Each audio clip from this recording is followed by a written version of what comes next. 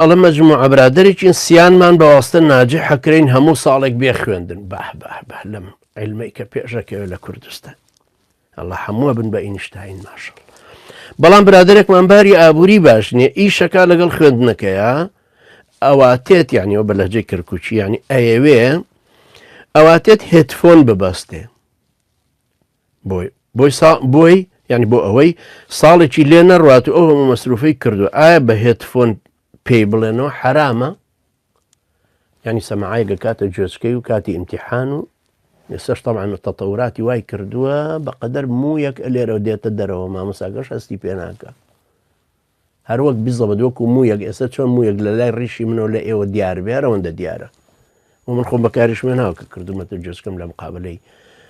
محەڵی تەلەڤیزیۆنەکان کە لە دەرەوەی نەرویج کردویان ئەمە ئەخاتە گوێچکەی و لە دەرەوە پێڵێنەوە کاکە گیان بەخوا ئیشەکەی خۆت حرامە هی هەرسێکتان ئەمەی پێی بڵێنەوە حرامە هەر چوارتان ئەو ڕاتوی کە دوایی ژوەریەگرن حرامە ئەو تەعیناتش کە ئەیکەن حرامە هەمووی لەسەر غەش دروست بوو یعنی چی ئێوە تەلەبەن و ئیمتیحانیش نادەن و بەواستە دەرەچن ماشەڵڵا جابێ کوڕی مەسئولەکان چۆن بن کە ئێوە مجەڕەد هەر خزمتان مەسئولە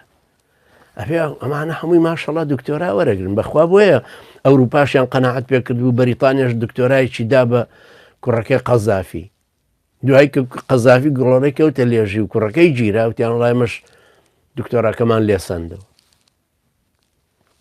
نابێ برا بەخوا براکەم پارەی هەرسێکتان ئیشی هەرسێکتان کاری هەرسێکتان دەرچوونی هەرسێکتان هەمووی حرامە